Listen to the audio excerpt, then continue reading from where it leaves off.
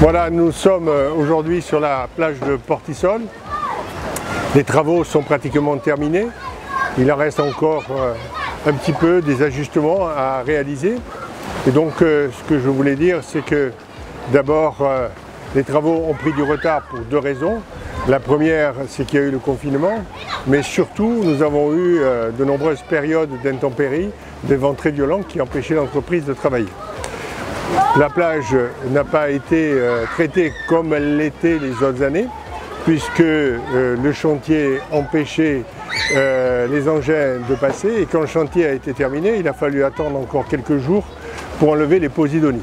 Alors je voudrais rappeler à certaines personnes qui l'ignorent, même si elles sont salariennes, que les posidonies ne sont pas des algues, mais que ce sont des herbes sous-marines, et que la quantité de posidonies qu'on peut retrouver ici correspond à la bonne qualité des eaux et donc des eaux de baignade.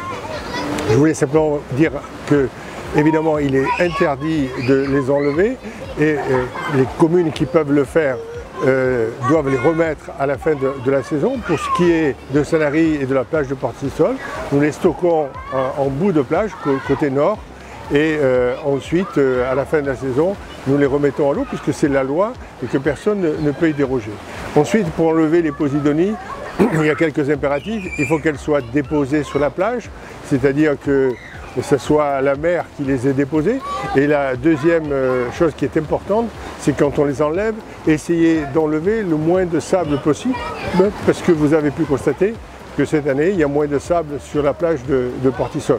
Donc je pense que quand on écoute les vrais scientifiques, ceux qui connaissent bien la mer, et notamment le regretté M. Chassefière, qui était professeur de génie côtier, il ne faut pas s'inquiéter, le sable est dans la baie, donc il devrait revenir comme il l'était ces dernières années.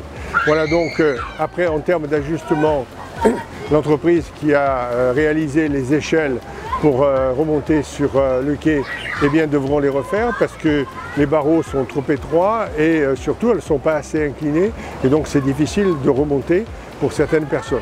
Et donc vous voyez que les ajustements se font au fil du temps, et que tous les matins, à partir de 6 heures, il y a des jeunes salariés qui nettoient, qui entretiennent la plage.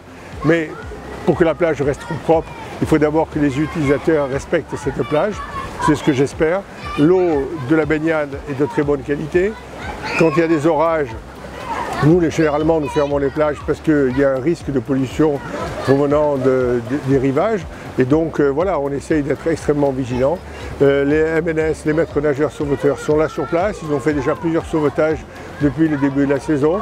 Donc, vous voyez que tout est en place pour que cela fonctionne bien. Je rappelle que la plage est bien entendu interdite aux chiens, que bien entendu elle est interdite aussi aux fumeurs, et qu'il est important que chacun respecte un peu de distance avec ses voisins pour éviter toute contamination, parce que le virus est toujours dans l'air.